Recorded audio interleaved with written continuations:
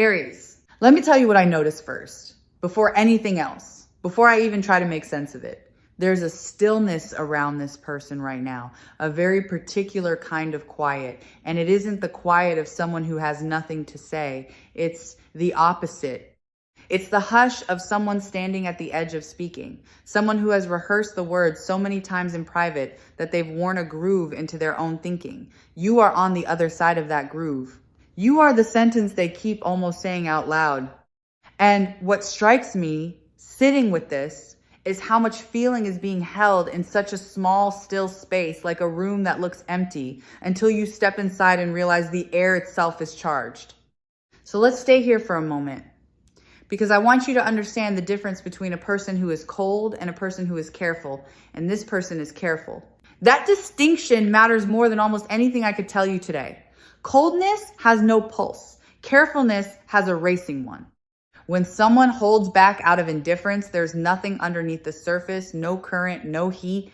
But when someone holds back the way this person has been holding back, it's because the feeling is so large that they've been frightened of what might happen if they let it move. They weren't protecting themselves from you. They were protecting you from the full weight of what they carry, because some part of them worried it might be too much, too soon, too intense to hand to someone all at once.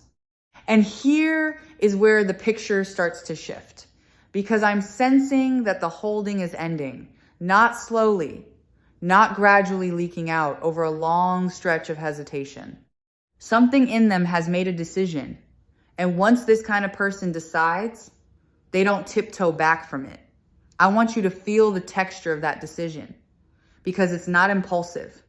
It has the calm of something long considered. It's the calm of a person who has finally stopped arguing with themselves and has landed fully on the side of you. Let me show you what the holding back actually looked like from the inside, because I think you've been reading it wrong. You may have interpreted their distance as disinterest. You may have watched them pull inward and assumed you were losing them, but what was actually happening was a kind of gathering. Picture someone standing very still while an enormous wave builds behind them. They aren't frozen because they feel nothing. They're braced because they feel everything, and they're waiting for the right moment to turn and let it carry them forward. That's what the quiet was. A brace before a movement. A held breath before a plunge. I keep coming back to their hands. Oddly enough, not literally, but energetically, there's this sense of hands that have reached toward you and then stopped, reached and stopped, over and over. The way you might reach for something precious and pull back for fear of leaving fingerprints on it. This person has treated the idea of you with a strange reverence. They've built you up in their private thoughts into something they weren't sure they had the right to touch. And so much of their restraint has been that, not doubt about their feelings, but doubt about whether they deserved to act on them. Now watch how that changes everything about what's coming. When someone finally decides they do have the right, when the reverence stops being a cage and becomes a reason instead, the restraint doesn't just loosen, it reverses. All that pent energy has to go somewhere. All those reached and pulled back gestures start completing themselves. The person who couldn't bring themselves to say the smallest thing becomes the person who can't stop themselves from saying the biggest one. This is the turn I feel happening.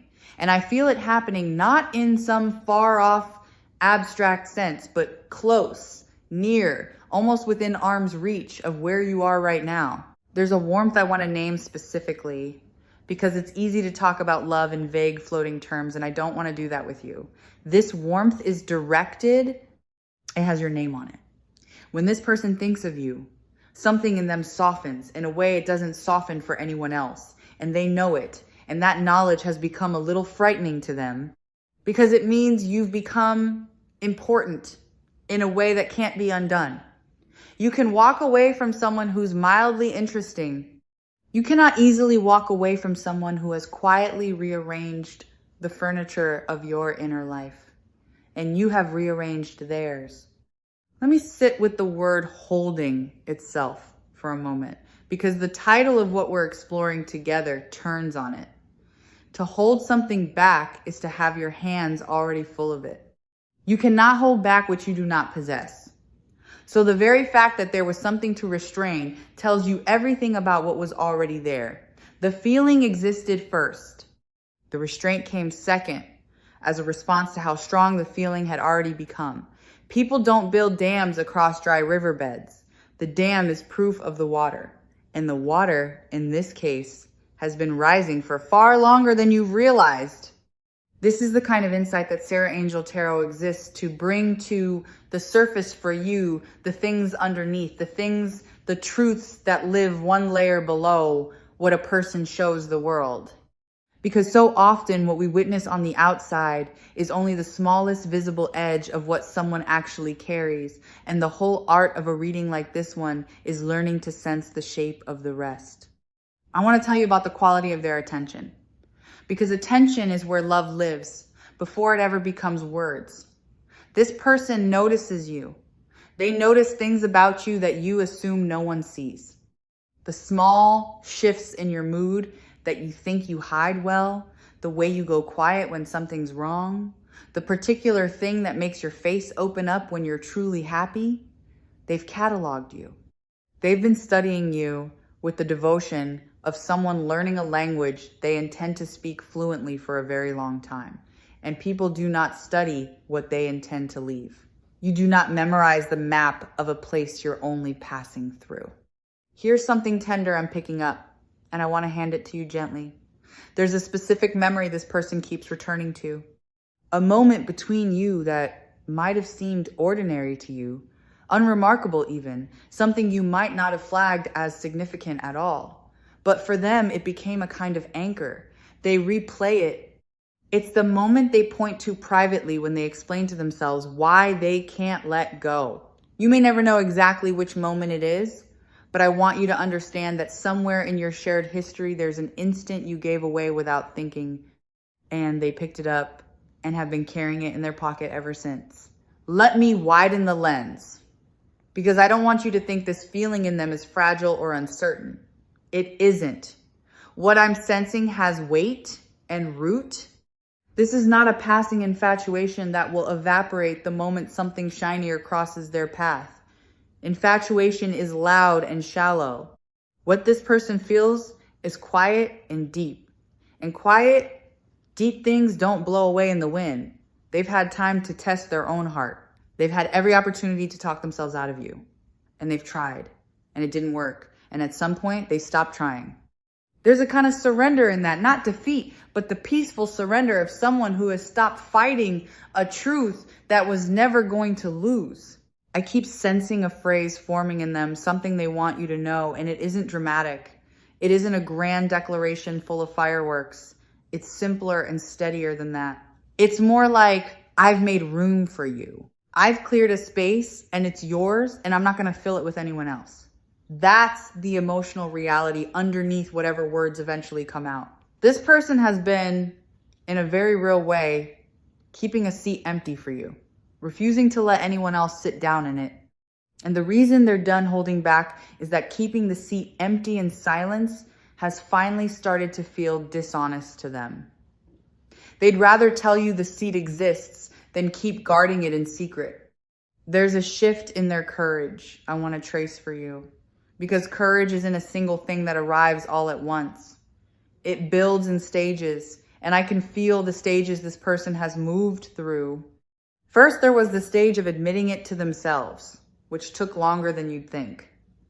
Then the stage of admitting it to someone else, a friend maybe, a confidant, someone they trusted enough to say it out loud to, for the first time, and saying it out loud, made it real in a way that couldn't be walked back. And now there's the final stage, the one they're standing in right now, the stage of being ready to bring it to you directly. Each stage required more nerve than the last, and they've climbed every one.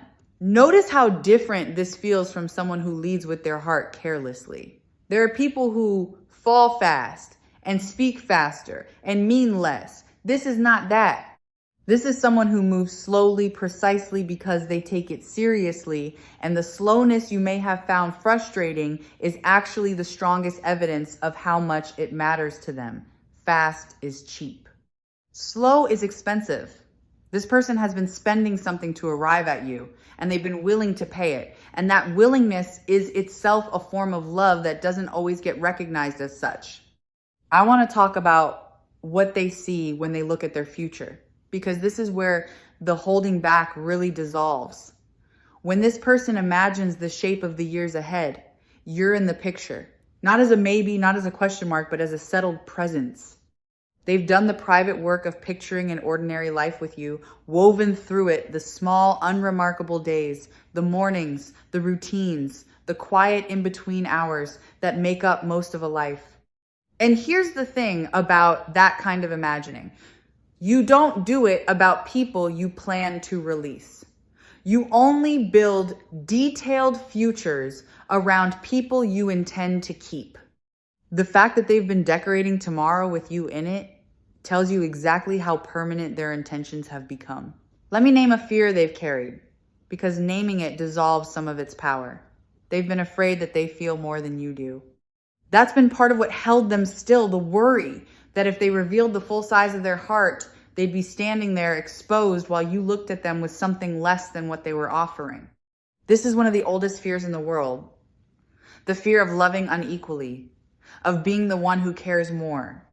And what's beautiful about where they've arrived is that they've decided it's worth the risk anyway. They'd rather offer everything and find out than keep everything hidden and never know. That decision to risk being the one who feels more is one of the bravest things a cautious person can do. There's something I find deeply moving about the way this person has protected your dignity even in silence. They've never made you a subject of gossip. They haven't reduced you to a story they tell to entertain other people. Whatever they feel, they've kept it clean, kept it respectful, kept your name safe in their mouth. And that matters, because it tells you the character of the person whose feelings are about to surface. This isn't someone who wants to conquer you or collect you. This is someone who wants to honor you. The love that's been holding itself back is a love with good manners. A love that has been waiting for permission rather than trying to take anything from you by force. I'm sensing that something you did recently, some gesture, some word, some small act of warmth on your part landed on them harder than you'd guess. You may not have thought twice about it, but to someone who has been quietly hoping, the smallest sign of openness from you can feel like a door swinging wide. It's possible that you, without meaning to, gave them the exact permission they'd been waiting for. That a moment of ordinary kindness from you was read by them as a signal, and that signal is part of what tipped them from holding back into moving forward. Your gentleness has more power over this person than you realize. Let me draw out something about timing without pointing to any particular day, because the timing of this isn't accidental. This person waited until they were sure, not sure of you, but sure of themselves. They didn't want to come to you half-formed, still wobbling, still unsure whether they'd change their mind. They wanted to arrive solid so that when they finally opened up, you could trust it. So that you'd never have to wonder if they'd wake up tomorrow and take it back. The wait, in other words, was a gift they were preparing for you. They were making themselves into someone whose word you could lean on before they ever gave you their word. Here's a truth that lives underneath the whole situation. This person doesn't just love you. They respect the version of themselves that they become around you. That's rarer and more important than it sounds. Some people are drawn to who they are when they're with someone. This person is drawn to who they get to be. You bring out a steadiness in them, a generosity, a softness they don't always have access to on their own. And that means their attachment isn't only about you as a separate object of desire, it's about the person they get to be in your presence. That's the kind of love that lasts, because it's woven into their sense of their own best self. I want to acknowledge something you might be feeling on your side, because this isn't only about them. You may have grown tired of waiting. You may have started to build walls of your own, started to protect yourself from a hope that seemed to keep not arriving. If that's true, I want to gently invite you to notice those walls, because the thing you've been bracing against isn't rejection, it's the arrival of exactly what you wanted. And sometimes that's the harder thing to let yourself believe in. It can feel safer to expect nothing than to hope and be disappointed. But the story I'm sensing doesn't end in disappointment. It ends in someone finally saying the thing you'd almost given up on hearing. Let me describe the emotional temperature of what's coming, because I don't want you to picture something cold or transactional. When this person opens up, it will carry heat, real heat. There's a passion in them that has been pressurized by all this waiting, and pressurized things release with force. What has been dammed will move fast once it starts moving. I don't mean that in an overwhelming way. I mean that the tenderness, when it finally reaches you, will feel unmistakable. There will be no ambiguity in it. You won't have to squint to see whether they mean it. It will be clear the way sunlight is clear, filling the whole room at once. I keep noticing how much this person wants to be known by you, not just to know you. There's a longing in them to be seen accurately, to have you understand who they really are beneath whatever face they wear in the world. They want to lower the guard, they keep up for everyone else and let you all the way in. And that's a specific kind of intimacy that has nothing to do with grand romance and everything to do with trust, the desire to be transparent to one particular person, to have at least one place in the world where they don't have to perform. They've chosen you as that place. You are where they want to finally be able to exhale. There's a quality of gratitude in them that I find striking. This person feels lucky, not entitled, not owed, but genuinely fortunate that someone like you exists and that your paths crossed at all. And that gratitude is going to shape the way they come to you. They won't arrive demanding, they'll arrive thankful. There's a humility underneath their feeling that keeps it from ever curdling into possessiveness. They don't want to own you. They want to appreciate you out loud every day in ways they've only been able to do silently until now. The holding back was in part the sound of gratitude that had nowhere to go. Let me tell you about the way they think of your happiness, because this is the clearest sign of the real thing. This person has caught themselves more than once wanting good things for you that have nothing to do with them, wanting you to succeed in the areas of your life they aren't even part of, wanting you to feel proud of yourself, wanting you to be at peace, wanting your days to go well, whether or not they're there to see it. That's the fingerprint of genuine love, when someone's care for you extends beyond their own role in your story, when they'd be glad for your joy, even in a version of events where they don't benefit from it. That selfless strand runs all through what I'm feeling from them. Now, I want to speak to the part of you that's skeptical, because you may be listening to all this and thinking it sounds too good, thinking surely it can't be this straightforward. Let me honor that skepticism by telling you it makes sense. You've probably been let down before. You've probably been handed hope that dissolved.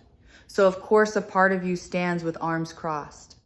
But I'd ask you to consider that the reason this feels different is because it is different. This is not a person playing games, not a person keeping their options open, not a person who will vanish the moment things get real. This is a person who has already done the hard internal work that most people skip, and that work is why what's coming will hold. There's a softness I want to describe in the way this person will likely reach out. It won't come with pressure. They're not going to corner you or force a moment or demand an immediate answer. That's not their way. What they want most is to give you room to say what they feel and then let you have all the space you need to receive it however you receive it. They've thought about your comfort in this. They don't want to overwhelm you. And that considerateness, that instinct to make the moment safe for you rather than convenient for them, is one more piece of evidence about the depth of what they carry. I'm being shown something about consistency, and I want to pass it along because it's reassuring. Whatever this person becomes to you, they will be steady in it. This is not someone whose warmth runs hot and cold, who floods you with affection one week and disappears the next. The very carefulness that made them slow to arrive is the same quality that will make them constant once they're here. Slow building things tend to be durable things. The tortoise-hearted keep their pace. So if what you feared is inconsistency, I'd invite you to set that fear down, because the person whose feelings are surfacing is built for the long, patient stretch, not the flashy sprint. Let me name the sweetness of anticipation you might be standing in right now, because there's something precious about this in-between moment. You are in the last stretch before a thing you've wanted becomes real, and there's a particular tenderness to that threshold. Savor it if you can.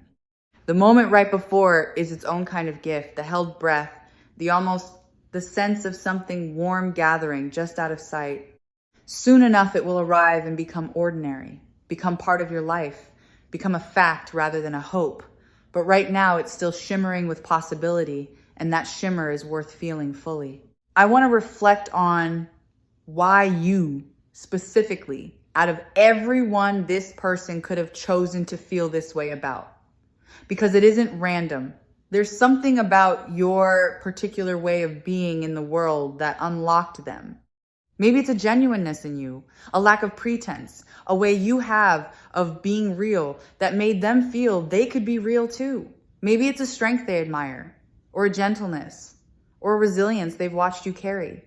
Whatever it is, you didn't win them over by performing, you won them over by being yourself, which means you'll never have to keep up an act to keep them. The you that drew them in is the you that gets to relax completely once they're close. This is the sort of clarity that Sarah Angel Tarot is here to offer you when the situation feels murky and you can't tell which signals to trust, a steadier read on what's real, a way of separating the genuine current from the noise. Because sometimes the hardest part isn't the waiting, it's not knowing whether the waiting means anything. And the answer, in your case, is that it does.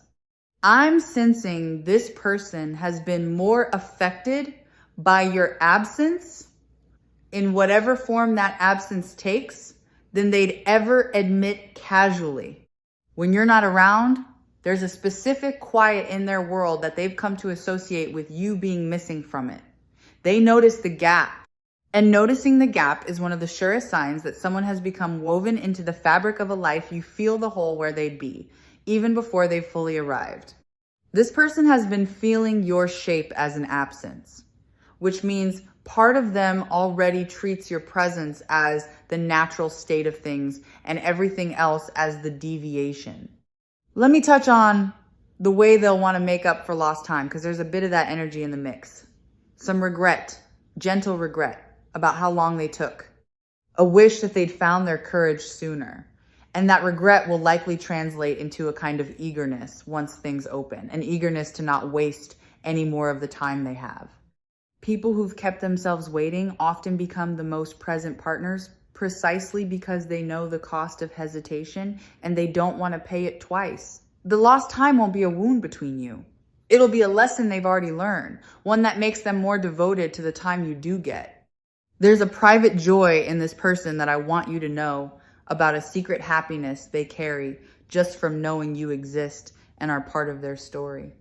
Even before anything is spoken, even in the holding back, there's been a warmth they return to in their own mind, a small internal smile that belongs only to thoughts of you.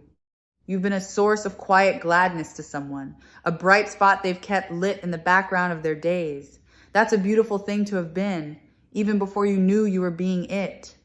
You've been someone's good news, someone's reason to look forward, and you've been it effortlessly, just by being who you are. I want to address the courage it takes to receive, because so much of this reading has been about their courage to offer, and there's a matching bravery required from you.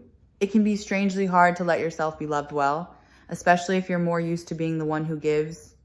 When this person's care reaches you, some part of you may want to deflect it, to minimize it, to not quite let it land, because letting it land means letting yourself matter that much to someone. I gently encourage you to let it land anyway. You are allowed to be adored. You are allowed to be the one who is cherished.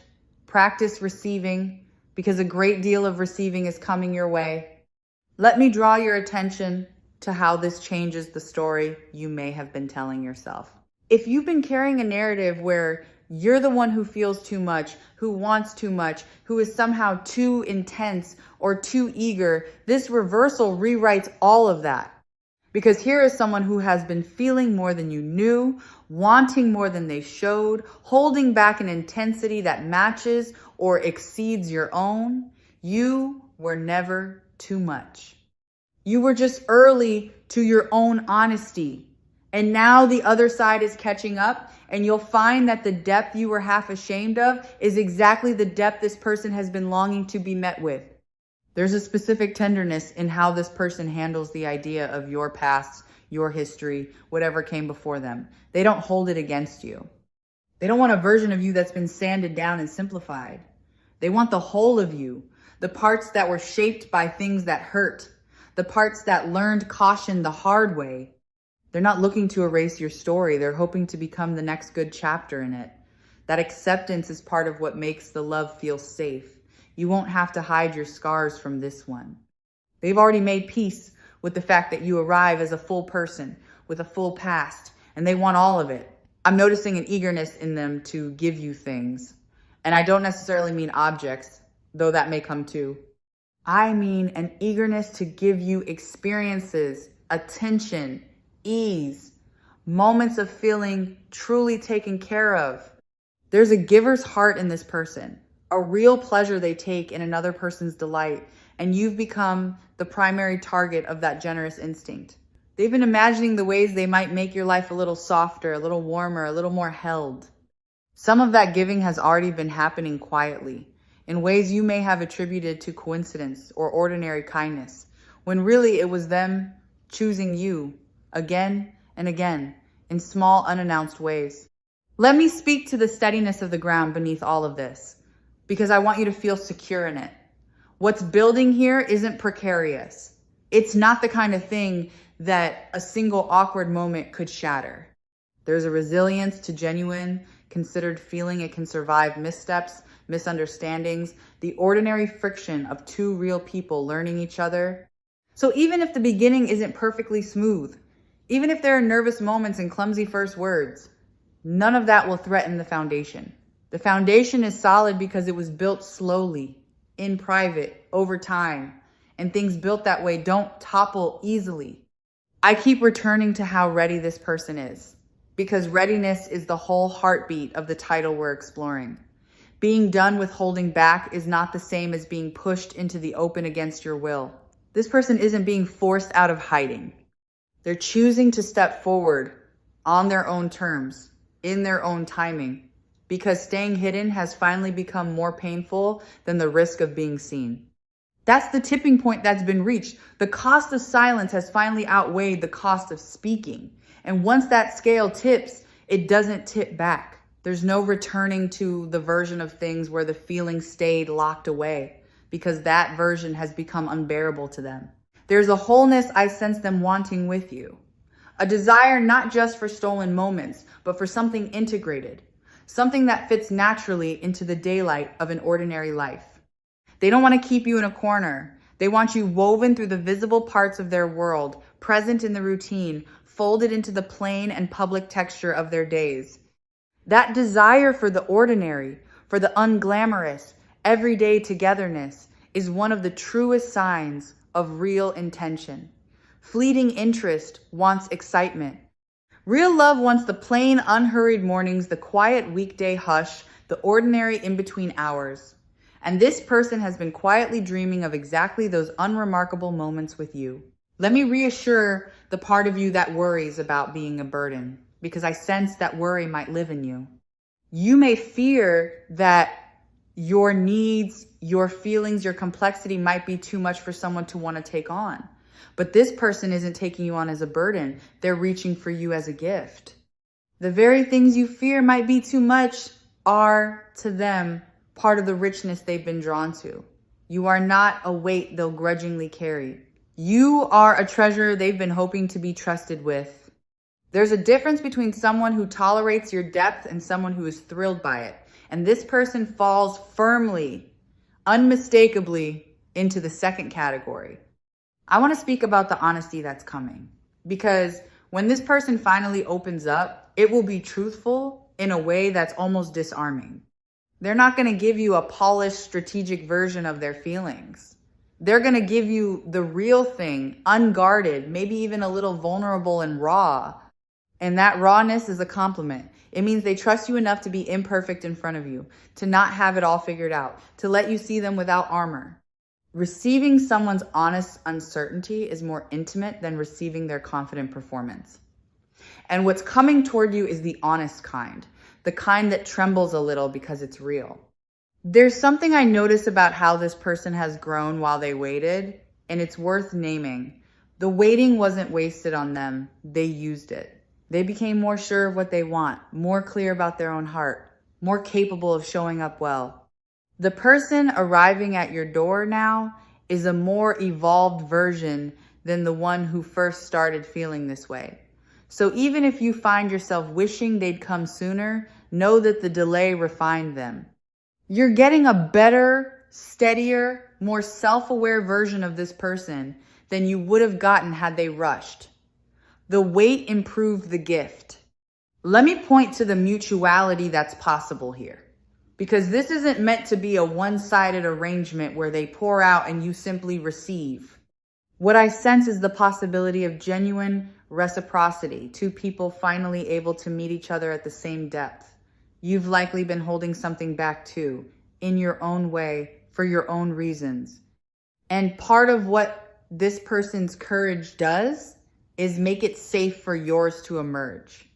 When one person finally stops hiding, it gives the other permission to stop hiding too. So this isn't only about their revelation, it's an invitation for yours. The door swings both ways, and you're allowed to walk through it. I'm being shown a kind of relief that will settle over both of you once the truth is finally in the open air. There's an exhaustion to keeping things hidden, a low background hum of effort that you stop noticing until it stops. When the holding back ends, that hum will quiet, and in its place will come a lightness, a sense of finally being able to relax into something real. You may not have realized how much energy you've been spending on uncertainty until the uncertainty lifts. And when it lifts, you'll feel it, a loosening in your shoulders, a settling in your chest, the particular peace of no longer having to wonder. Let me speak to the way this person will remember this whole chapter later, because they will remember it. Years from now, this stretch of holding back and finally letting go will become a story they tell, a story about the time they almost stayed silent and then found the courage not to. And you'll be the reason the story has a happy ending. You'll be the person who is worth the risk. There's something lovely about becoming the answer to someone's private question of whether they should have been brave, and you are that answer. Your existence made their courage worth it.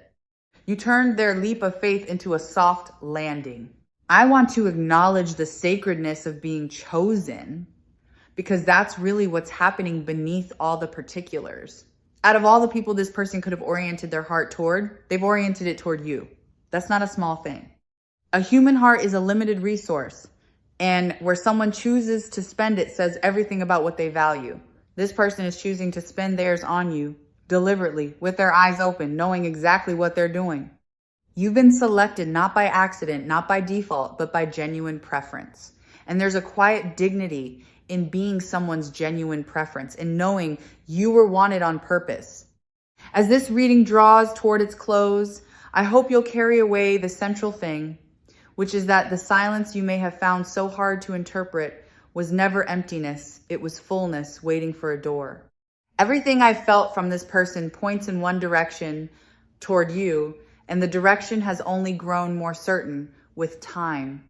If Sarah Angel Tarot has helped you see even a little more clearly what's been unfolding beneath the surface, then let this be the part you hold on to. You are loved more than you've been allowed to know, by someone who is finally ready to let you know it. So let yourself soften now. Let yourself believe, just a little, in the version of things where the person who couldn't quite say it finds their voice, where the held breath is finally released, where the love that lived in the quiet steps out into the light and reaches you at last. You've waited well. You've been patient in ways you weren't always given credit for. And what's arriving is not a maybe, not a someday. It's a warmth already on its way towards you, carried by someone who has decided, fully and finally, that you are worth every word they've been saving. Receive it gently. It was always meant for you.